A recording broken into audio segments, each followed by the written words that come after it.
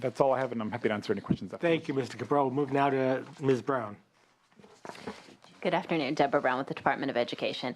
Yeah, so going over a little bit of some of the timeline issues, and there's, so the new law essentially takes effect for schools in the 2017-18 school year, which really means 16-17 is a transition year. And so there are some provisions of the old NCLB that are still in place and some that are not. And there are some things that I think the U.S. Department of Education is still working out. So they've sent out some guidance letters and recently summarized those in an FAQ in February that provides some guidance. So really, particularly for the new provisions are in effect for competitive grants beginning in October of this year. But for those non-competitive grants, those formula grants, they will continue to go out under the old NCLB model, so the same model as in the 15-16 school year. And then and what they're saying here is that, and this is where they have the ESSA law passed and then appropriations bill passed and then some follow-up guidance letters. So again, the U.S. Department is still working out what some of this means, and the Department of Education is still working through what some of this means. And so as it is now, the grants that recipients they'll continue to operate in the school year under the plans and procedures and requirements that they had in place in 16-17 as they do in the current year. So there's still many provisions of NCLB that are still in place, but then there are some that are not. So for example, there's states can do one of two things, which is identify new schools or not identify new schools and keep the schools that they have on the improvement list, keep those schools, but they have to continue to operate under those plans. Some of the provisions that states and schools are not required to do are particularly around the highly qualified teachers. So things like notifying parents that their child has been served by a teacher who isn't highly qualified for more than 4 weeks. That's no longer required. And so again, some of those provisions are spelled out in the documents that the U.S. Department of Education has put out. And what they've said in that is that all provisions that are expressly stated are not applicable, that aren't expressly stated remain in place. And so they're really spelling out, if they don't say it, then it is in place. And at the state level, what the state is doing is the state board and the Department of Education submitted waiver requests for provisions for Title I schools, which is around the percentage of, so the waivers for flexibility for federal funds and for services. And so the federal government has responded back on that, which is really around this not needing to identify new schools. And so again, the CD is really working to try to figure out what the next steps are. And so one of the things that we're doing is not only how what we're doing in the transition year, but also moving forward as we develop the plan. And so we hope to continue to have more information for you. And as we're moving forward with the development of a plan, we are transitioning one staff person whose responsibility will be to shepherd that plan through. And so while the state doesn't have to do a new plan for the 16-17 school year,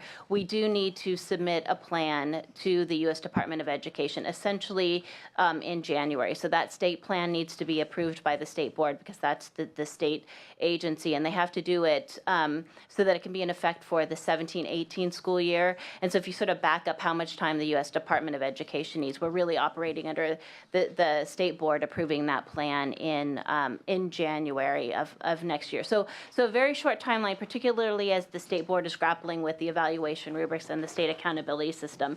And in your agenda materials, and then also the state board in their agenda items, it provides more detail on what that plan looks like. But there's a requirement for there to be consultation with stakeholders, and it also has to be peer reviewed. So all of that process is just starting to begin to go underway. Okay, thank you. As far as questions for this panel, a couple things. First of all, I want to say we've touched on a lot of issues today, but this really is our first kind of broad hearing. We will be having on April 21st a hearing just on accountability, which will touch on, again, accountability issues as they're hopefully more developed by that time in this act. And some questions came about teacher shortage earlier, too. On March 30th, we have a hearing on the Commission on Teacher Credentialing, where we'll get into more depth on teacher shortage issues. So unless there's some pressing question on this issue today, we'll move on to public comment. We do have questions. First, we have the Vice Chair. Thank you, Mr. Chair. Just a couple basic questions just to help me out. On page 2 of your report, comprehensive support for the lowest 5% of schools, that's the whole state? Yeah, and the federal law specifies it's the 5% of schools.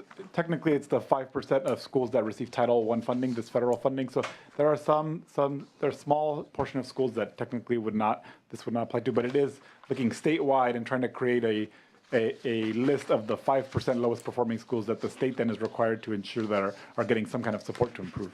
Well, our state is so massive. So I mean, San Diego County and Orange County, we both have populations greater than 20 states.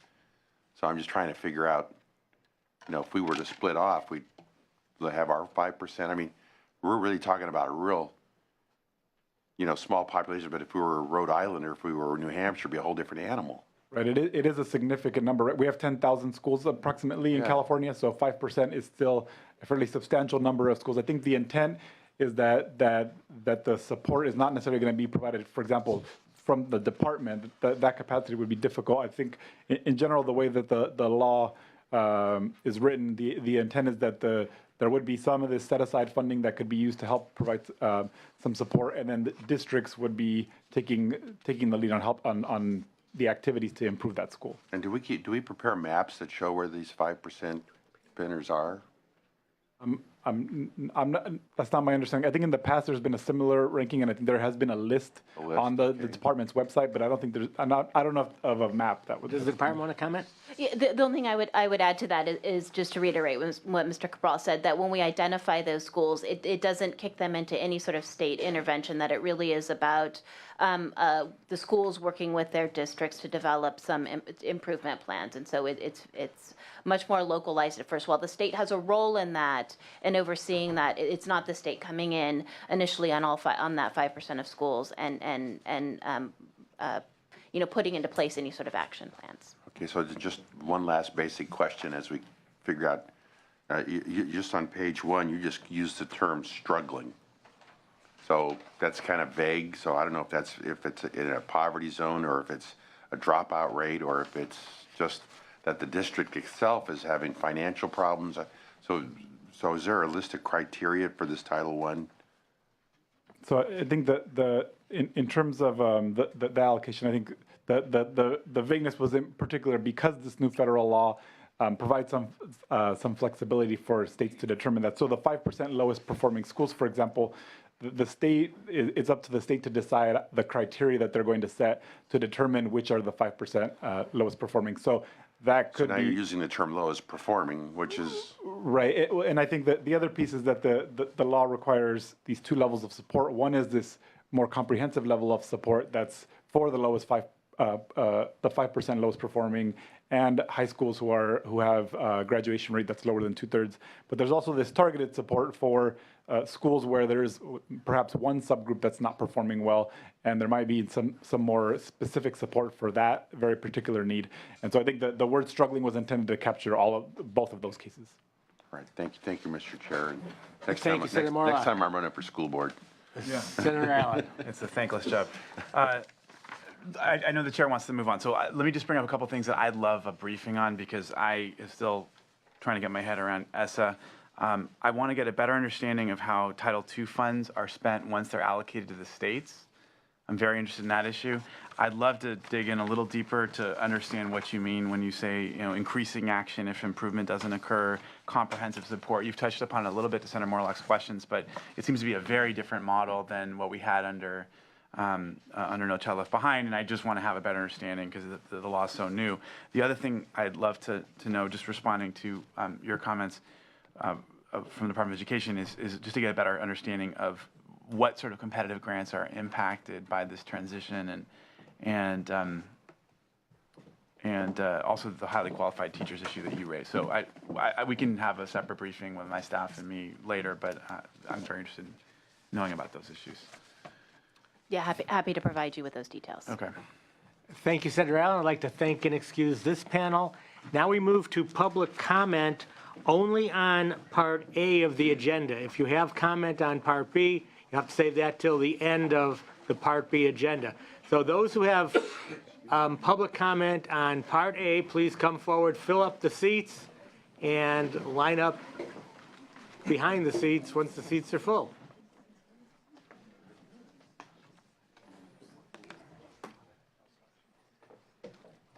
And I'd like to remind folks that we haven't been here yet this year, so the rules of this committee are real simple as public comment. You have as much time as you want, up to 1 minute.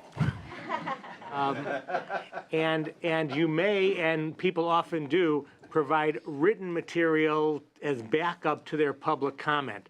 So the public comment is just the headlines, but if you have things in depth you want to say, we invite you to do that, but say it through written material, which you can either provide to the sergeant now or send to the committee anytime in the future. Obviously, the sooner the better. But those are the ground rules. With that, we'll move from left to right. Please introduce yourself, state your name, state also the organization you represent, if any, and your minute will begin. Erin Gable on behalf of First Five California. Thank you, Chairman. Segueing back to the first panel of the three that you had earlier this morning, wanted to reiterate that in a robust budget growth year like this one, it is imperative that we not postpone significant investments in our early learning systems.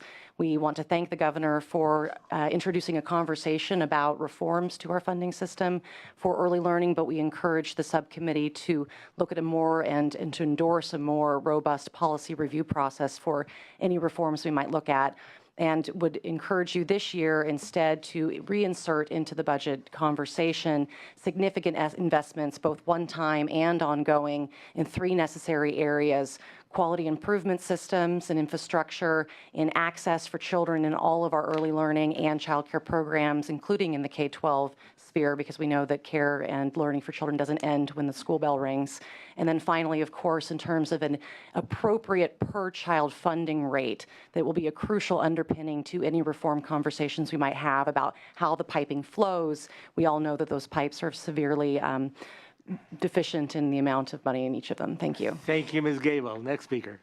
Mr. Chairman, members, Steve Henderson, representing the California School Employees Association and also speaking on behalf of the Education Coalition this morning. We have submitted a letter to all the members. I think you've seen our letter. I just want to follow up on some of the conversation that happened in the committee today. First of all, I'd just like to talk about, keep in mind, education suffered a $20 billion cut that we are still restoring from. And so when the conversation happens earlier and we're talking about adding more expenditures under Proposition 98, please understand the money that we received, that education received, was not a windfall in dollars. This was money that was owed to education pursuant to the Constitution, right? And so those of us in the education community always have to, take a pause for concern when we hear these kind of conversations. It was not a windfall to education. This is money that we should have received that we didn't receive. And now that the state is in a better economic condition, we are receiving those monies. I would also like to say one other thing, and my colleague Sarah is going to follow up. But one other thing I'd like to say, when we look in the future, and there was a comment earlier about Prop 30 and what we're getting for the money. Mr. Henderson, you're over your minute, so just finish this up. So we in the education community believe it's very important to look at some type of extension of the Prop 30 revenues. The Department of Finance's numbers show that in 2018, when Prop 30 expires, we are going to be suffering a $3 billion shortfall, structural shortfall, and a $5 billion deficit to education funding. Thank you so much. I know the coalition has written materials too, so please provide those to us. Next speaker. Chairman Block, members of the committee, Bob Blattner on behalf of the Irvine Unified School District. First of all, thanks to the members and to the staff for looking at this issue of the fair share basic aid hit. This is collateral damage. This was not intended. This was not discussed. This came out of nowhere and can easily be rectified. In the meantime, throughout the transition forward, tens of thousands of kids are getting hammered in a way that the LCFF was not supposed to take care of. We were supposed to look at a new, equitable, new system, not the bad old ways. Now, to be sure the administration is correct, saying that Irvine and other districts are getting a slightly higher % increase each year in the transition because we got hammered by this fair share. But it's completely analogous to, let's say you're working in an office and the person next to you is getting $80,000 a year and you're getting $40,000 a year. If I get an 8% raise instead of a 4% raise, am I happy?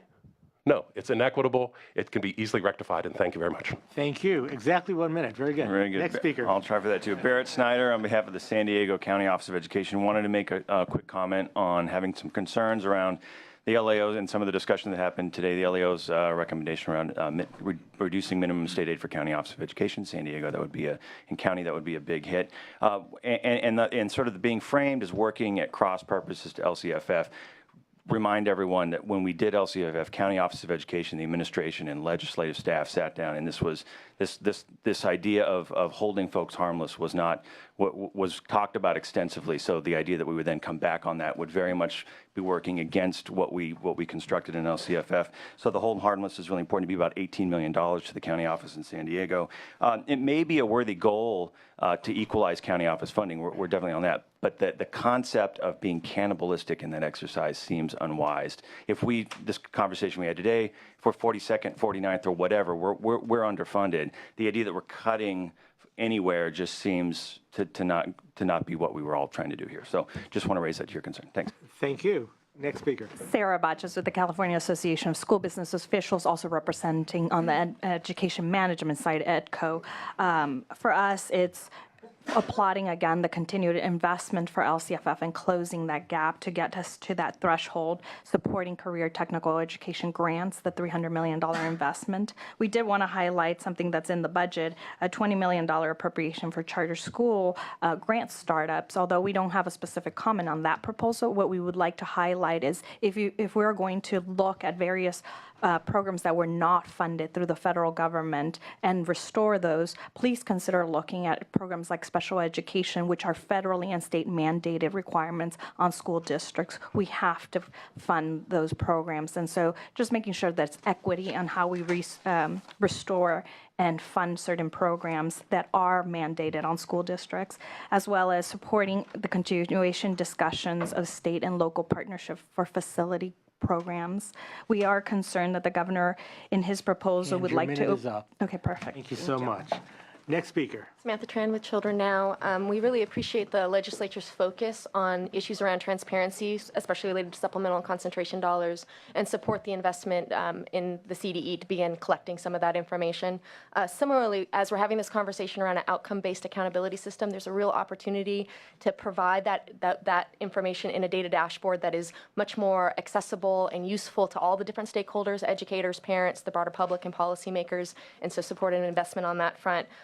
We also urge you to look at the estimates for Prop 48 and adjust those projections upward as appropriate.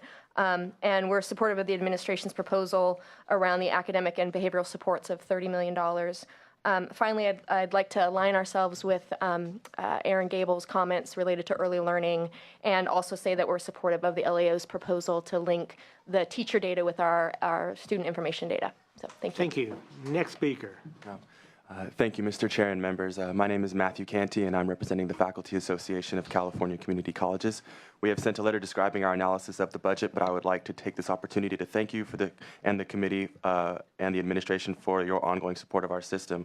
As we approach the May revise, we hope that adjustments in the budget can be made to increase the college's base budget, to increase the ratio of full-time to part-time faculty, and to support part-time faculty in such programs as office hours, equity, and health benefits.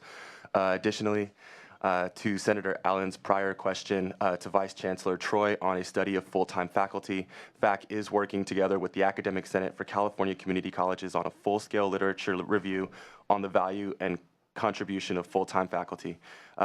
We don't have all the metrics to be included at this time, but this study should be coming out sometime in April, and we will certainly share it with you when it is available. Thank you again. Thank you. Next speaker.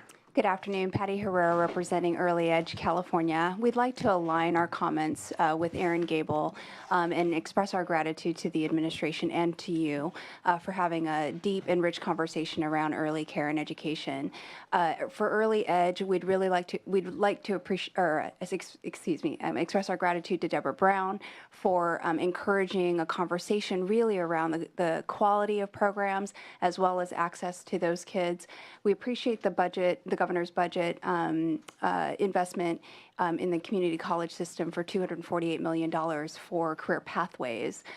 In that we know that professional development of early care providers is at the bedrock of quality programs. We appreciate those investments and like to see a stronger connection with the early care sector. And we look forward to continuing these conversations, hopefully in a much more deliberative policy conversation. Thank you very much. Very good. Thank you. Next speaker. David Heckler, representing Schools for Sound Finance. With regards to the basic aid districts issue that are returning to state aid status, it's important to remember that these aren't your traditional basic aid districts. In fact, these districts are historically state aid funded districts and have only recently returned to state aid that status. The reason Schools for Sound Finance has taken a position on this issue is because these districts were cut into basic aid status during the Great Recession and were members of our coalition at the time the LCFF was created. And this error was included at that time. These districts have flipped back to state-funded status, and we will no longer be representing them.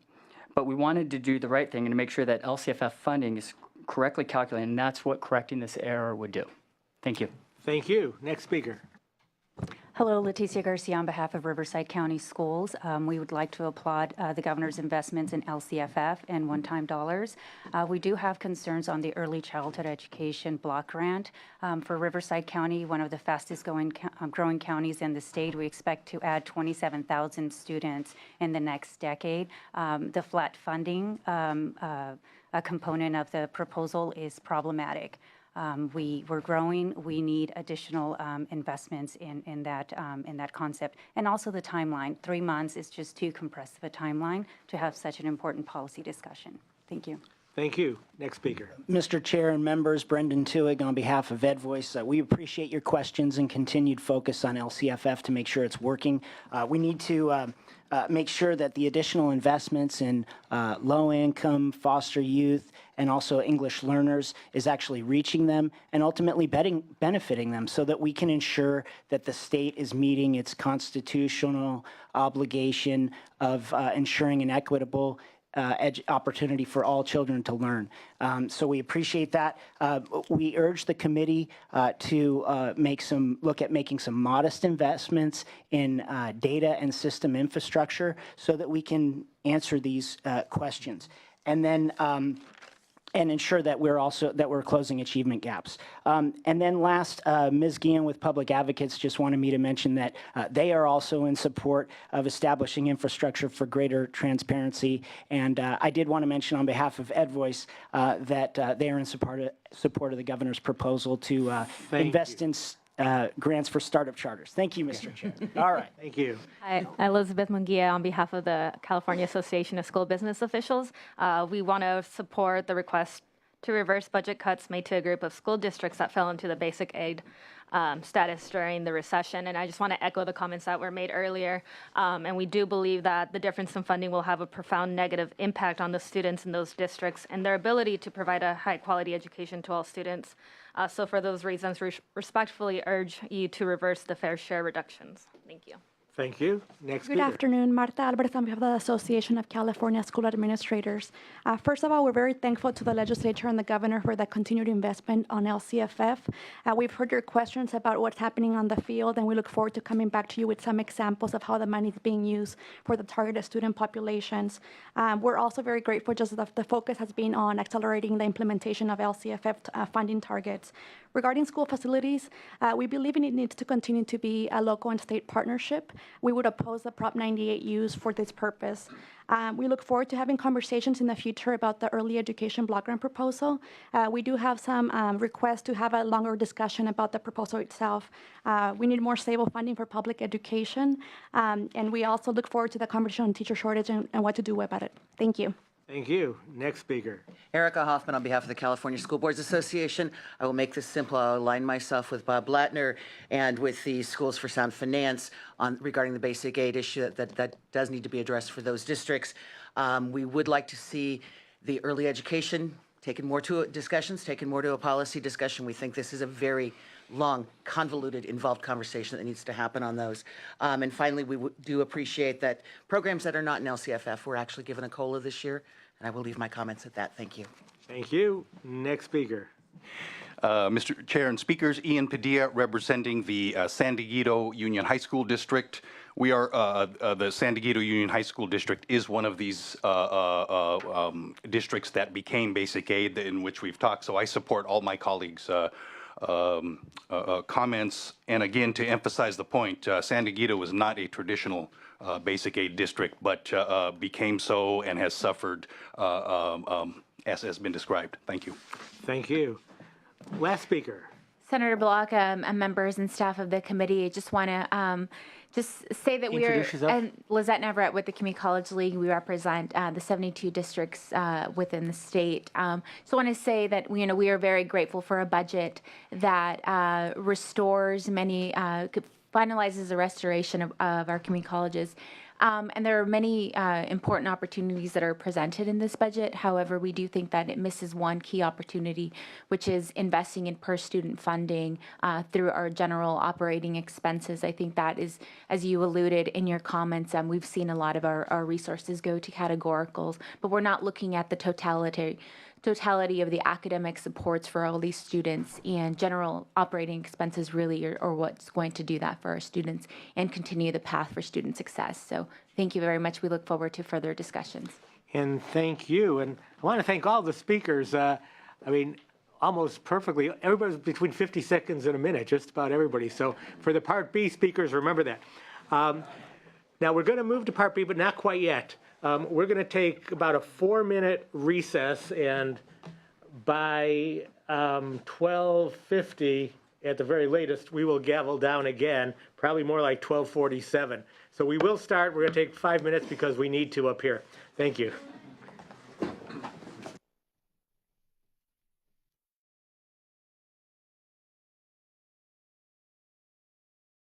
Thank you all for waiting. Budget Sub 1, Senate Education Finance Committee is back in order.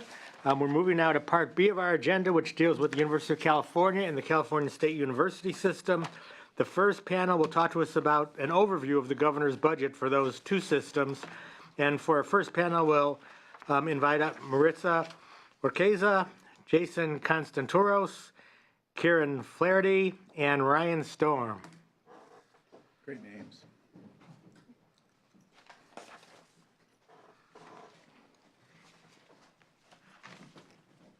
And we'll begin with Ms. Orqueza from the Department of Finance. Good afternoon, Maritza Urquiza with the Department of Finance. I will begin by describing the general framework by which the governor's budget approaches higher education, and then describe the proposals for UC and CSU. You should have a one-page handout with an outline of the framework and the proposals. Yes? Yes. The proposed investments in the governor's budget are grounded in 3 efforts. First, to maintain affordability. Second, to support success for all students, including reducing the time it takes students to complete degrees. And third, to encourage greater alignment across entities to support students transition from K-12 to higher education and into the workforce. To maintain affordability, the governor's budget proposes investments to keep the cost of higher education low for students.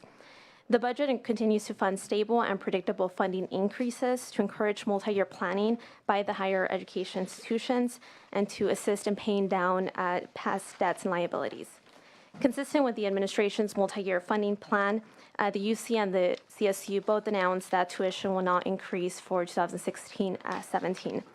However, the costs of college include more than just tuition. It also consists of housing, of food, of books, of supplies.